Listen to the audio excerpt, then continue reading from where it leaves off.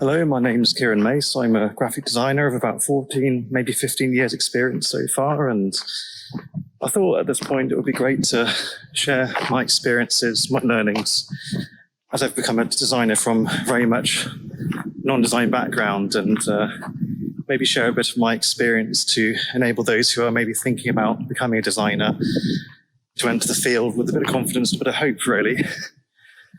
So the overall message of this is simply anybody can do it if you have the mind that's willing to learn. When I say willing to learn, I'm talking about learning the tools to output your ideas and the tools in order to apply to your concept creation process, and also the ability to learn new technologies quite rapidly as well. Always have an open mind because the environment for graphic designers is very much changing. Now we're kind of focusing more on scalability, motion, three-dimensional kind of augmented reality solutions, for example, is quite a changing world. So for one, simply be willing to learn, be willing to change and evolve. Design in itself, it isn't gateholdered to people of a particular background, as I have overcome quite a few obstacles initially. Design should be for all, for everyone who's willing to learn. Doesn't matter what background you're from, it's highly likely you have a very good idea just sat there behind your mind, ready to come out there in the world. People can do it. So that's my overarching message. Just do it, give it your best, never stop, never give up. So in terms of my story, hopefully I'll provide something that may be of use to you through your application process, and also be one of the many examples out there of people overcoming a bridge of sorts, basically a gated bridge, let's just say. So for me, I came from Oxford, from a basically lower class background, very little monetary availability.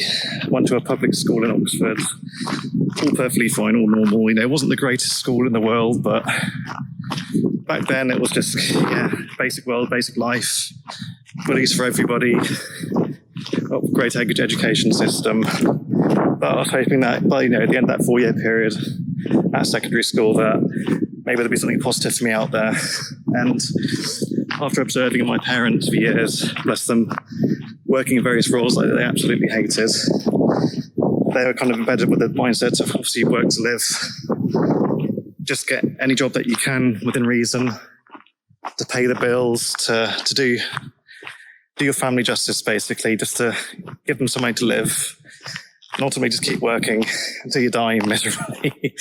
I know it's a bit of an exaggeration though, but it is like the unsaid word of that. And me at a very young age, seeing the sadness in various individuals I encountered who went into careers that they clearly weren't that particularly interested in. It tends to be a common thing amongst, the lower class that I kind of came from.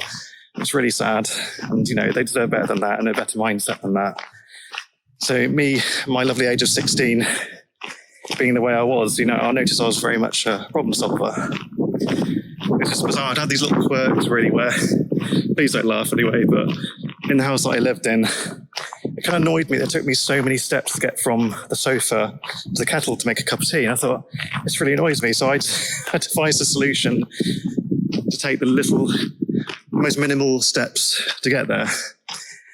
And I eventually found the perfect solution by kind of climbing over the sofa, going under a certain table. And it was just so ridiculous. It was hilarious. I did it. I just thought it was just a bit of fun. I don't know why I'm doing this though, but hey, why not? And those are my early signs of ultimately being a problem solver. And that ultimately is what a graphic designer is. Graphic designer isn't simply just an image maker. We kind of function like a DJ, basically. I think you take a few audio samples, a beat, drums, guitar, vocals, mix them into something entirely new. You solved a problem because, okay, we have these different pieces, they're not kind of working at the moment. How do we put something into a sequence that kind of comes together? And then, hey presto, you have some wonderful music. I'm a terrible musician, something I would never quite try. But at least, applying that to a visual sense. Back then I was exhibiting that desire to improve the world, adjust, do something maybe a bit better with my mind. And seeing, obviously, those around me not being particularly happy through their lives up to retirement, well, why not just be happy? So yeah, the school I went to didn't quite give me the courses that I needed, the lessons that I needed to become a designer, something that would be, particularly useful upon A-level. The A-level offering nothing at all to do with graphic design that would help me. I would just essentially spend an initial kind of 2 years after my first 4 years not doing anything towards that goal of simply being happy, being creative. Basically, that's my happy though. It doesn't obviously apply to all. So yeah, I went to college, got into there. With that, basically, I made sure that I passed all of my GCSEs. That's what everybody must do. So GCSEs are for the UK. You may have equivalents in different countries. That's fine. Just do what you can to get the best grades. And, there are other options out there, but my particular route was college. Okay, I wanted to go to college, enter a space where I studied only design, and just go for it, basically. So with this move, I went to Oxford College. So I did nothing but design for about 2 years. I did a national diploma of graphic design, got an understanding of the working process, colour theory, design history, typography. We even, spent a good couple of months working on a typography project where we would be cutting each of the individual letters, so just to understand and appreciate the details. It was boring, but I did it. But I just gained such an appreciation and the freedom that college offered me to think on my own. Essentially, I had just a few kind of lectures during the week that were set and solid. Around that, I could do whatever I wanted with my time. I can go to the library, I can go to the art studios, I can go home, whatever I can do to choose and manage my own time. It was wonderful. So a key kind of skill, aside from all the things I learned at college, was time management. So time management is one hell of a good thing. And, you need to really be on top of it at quite a young age for so many different reasons, whether it's simply to do with project delivery or, your time management in terms of not working yourself to death, basically, like setting yourself a schedule, approaching things healthily. These are wonderful things that you need to know. So time management, of course, being the key thing to take away there. I then went to university. I did a BA Honours Graphic Design and Illustration. And doing the BA Honours, sorry about that. Doing the BA Honours, again, delve further into that skill set. I did more kind of crafty things there as well.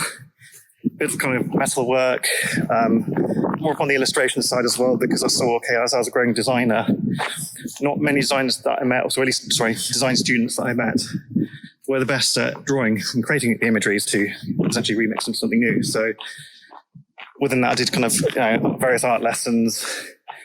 Got a good sort of skill set in terms of traditional kind of art making, as well as sort of the first stages of kind of digital artwork. Got a basic understanding of the Adobe suite. That's one thing that all designers need to know before they graduate. I'm not talking about to an absolute professional level, but at least have a basic understanding of it. Illustrator, InDesign, Photoshop being sort of the main trio, three amigos. They are an amazing suite, very much ever evolving, and you could say they're almost all merging into one. So get yourself skilled up before you graduate. Understand a bit about printmaking. Printmaking still has a place in this day and age, but understand the difference between CMYK and RGB. RGB is a color process, digital platforms, red, green, blue. Obviously, the three colors can make any color, all merged together can make white. CMYK, cyan, magenta, yellow, black are the inks used in the print process. And knowing the difference between the two and how to correctly export files at the correct color format is essential upon graduating. I unfortunately didn't know upon graduating. I learned through my own experiences, my own mistakes. I graduated with my degree, ready to go. And despite, it's kind of frustrating spending, say, 3 years of your life on earning essentially a piece of paper. Yes, you hope it would skill you up to an extent though, but it tends to be a common theme that when you graduate, you don't tend to have everything that you need. So skill yourself up the best that you can, study in your own time. If you can, try and get some real world projects to test your skills out. upon graduating and getting that little piece of paper, yes, it was a good thing because it's a language that employers understand. Essentially, it's like you having a backing, I suppose, a vetting of a university. Say, yeah, this person is qualified to our standards, and to our standards can mean many different things per university, of course. But yeah, getting out there was quite a tricky thing. Yeah, I wasn't skilled in CV making or portfolio making. Mine was a bit of a mess. My CV was like a novel of about 4 pages. Not great. Make sure your CV is ideally 1 page. Keep it kind of short and to the point. So what I did was always start with my email, website, phone number, my name, and literally just a 1 paragraph, no more than about, say, 3 or 4 lines, introduction to you. So why are you a designer? What gets you excited? Who are you? What makes you so special compared to the other guys, And then after that, they do need to know your work history. Okay, well, if you don't have much of one, could you apply work history with applicable skills? Could it be saying, well, I used to work in a shop whilst I was at university. These gave me some key skills for, again, time making, project management, for example. It could be just, responsibility, sticking to a schedule, all these different things, to put in your favor. Some people upon graduating have the good fortune to have those offering them an opportunity to work. Could be, say, if their parents know somebody or whatever it might be. Great, good for you. If you do have that, obviously take those opportunities, even if it is free work. I hate to say, get yourself a good couple of weeks of work experience, add to your CV, just adds more weight to your application. For me, I struggled for quite a few years, about 4 years after actually to get a decent design job. 2 years after I graduated, I had nothing pretty much. I was still working at home base at the time, and that was fine. I was working at it before to pay for my various uni bills, and next I'm working for that after to pay my student debts after. All okay, perfectly normal. But I found my initial interview experience, of course, I wasn't experienced myself, so my confidence didn't quite show through. Confidence comes with experience. You can never quite fake it. But those initial early interviews to show that you're interested, show that it excites you, arrive, decently dressed. Don't arrive in your pajamas, for example. Just arrive, be yourself, be your creative self, be who you are. But to show that you've made an effort to be there for the interview. Obviously, be there on time, obviously. They're not going to accept anybody who comes late because I think, if I'm going to invest in you and have you work for my clients, what's to say that you're not going to deliver these projects on time? So have good time making. And another key skill that helped me to gain a bit of confidence when I didn't have the experience before to kind of, have that backing with me. I did my kind of mindset marches for interviews though, so I tend to get quite anxious. So I, for about half an hour before an interview, just went for a walk, maybe about 20 minutes. So allow myself 10 minutes to kind of refocus for the interview at the end of it though. So yeah, 20 minutes at half an hour before the interview. Just went for a walk, allowed the mind to reset. You're actually kind of disengaging a fight or flight reflex in the brain. Whereas if you're anxious about something, your brain doesn't know the difference between reality or your perceived reality. So you walk in a way the brain itself thinks that you've left the threat, everything's okay, and it begins to reward you with those happy hormones. That will pay off in your interview. You'll feel more relaxed. The interviewer will feel more relaxed, You could say you're winging it to an extent, I don't have any experience though, but I have the confidence and all that though, so at least, you make them feel at ease. Lovely thing to do. Took me years to perfect that. But with your portfolio itself, don't go too far. Pull examples that are relevant to the kind of job that you're going for. If it's web-based, bring more web work in, even if it's not real-world projects. Show good examples that you know how to work in web. Video, of course, video work. If more illustration focus, more illustration. It's kind of obvious, no-brainer though, but I feel like I need to say it. And then, just keep going. I mean, the best thing I do up to that point is there's no guarantee, of course, you'll get anywhere at all with that information. A lot of it is kind of obvious. Not many people tend to say it out loud. I don't really know why. Even if you get anywhere at all, just persevere, because you're going to get rejected so much. You're going to get rejected for anything. You're going to get rejected for your background. You're going to get rejected because they simply just don't like you. You'd be like, don't like you because of your dress style, or like, so what was your favourite band? I don't like that music. I don't think I'll accept you either. There will be all these different reasons going on in the background that they won't legally tell you. Sometimes I'll give away. That's the sort of the reasons why. But that's okay. You're not going to get there. And each interview that you have essentially is a probe into the future. It's for you to test something, a few different things. Yeah, this works. This doesn't work. Okay, what can I apply for the next interview? Also, great thing to know, it is their legal obligation. Should you be not offered a role, you can contact the company after, maybe leave it a week, contact them after and ask them to give you feedback as to why they didn't choose you, and if there is any advice they can give you. That could be essential, because sometimes you can just assume so many different things, which is kind of what I'm doing here.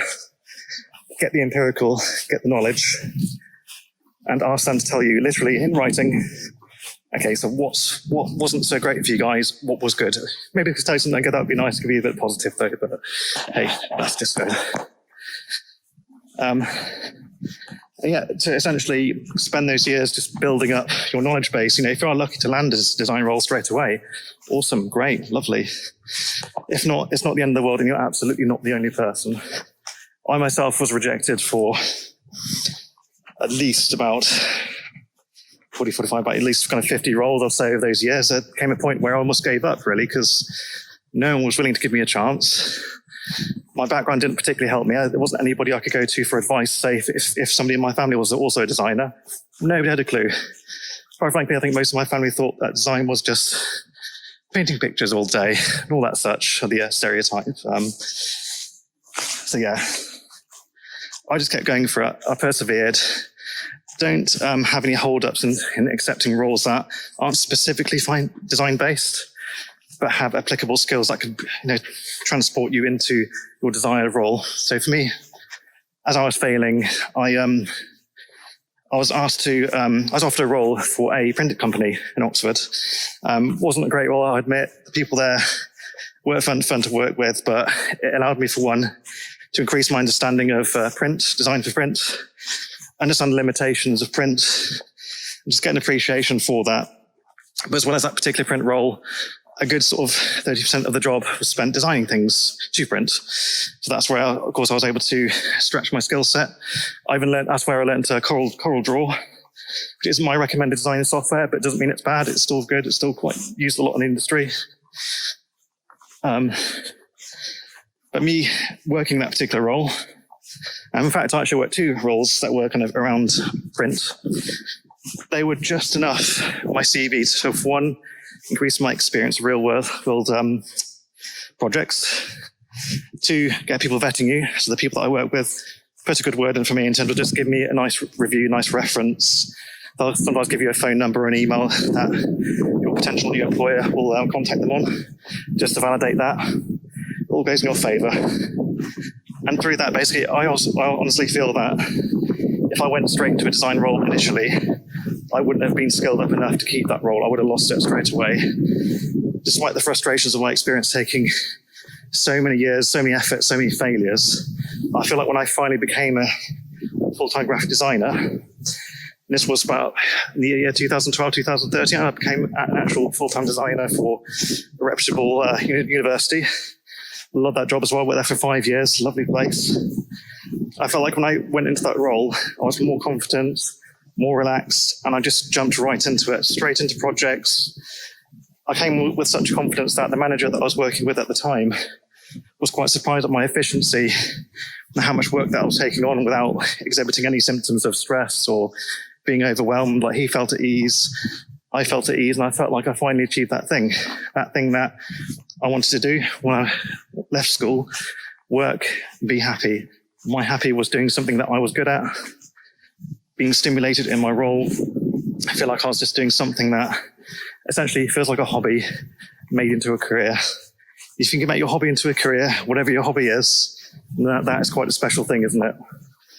So to any potential designer out there who wants to undertake that journey, it's going to be hard. You're going to fail. If you see my finger, you're going to have successes at some point. Inevitably, the numbers go, the maths does stand. You will eventually convince somebody. I do honestly believe in that. And yeah, it's just that sheer perseverance. Just don't simply accept what you're given, where you're born into, whatever life you're born into. You don't have to do the expected societal roles that you must fulfill. It's all nothing. It just doesn't mean anything. The more people that do what I'm doing, I know there's plenty out there. This isn't a unique concept. The more barriers we break, the easier it is for others to break those barriers. And therefore, in the future, no barriers. Just the best intellects, the best creativity, the best skill set, the best mindset, positivity. You increase the pool of talent for your companies. When you remove these barriers, you increase the chances of coming across somebody who happens to be particularly good for that role. I don't think I'm amazing. I'm getting there.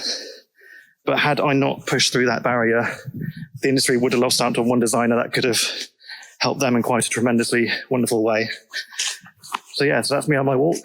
I hope that is something positive for somebody to take. And I'm really amazed I haven't tripped over on this entire trek. Have a lovely day. Good luck. If anybody needs any advice, feel free to message me. I have a lot of examples and advice to share, as I believe knowledge should be available to everyone.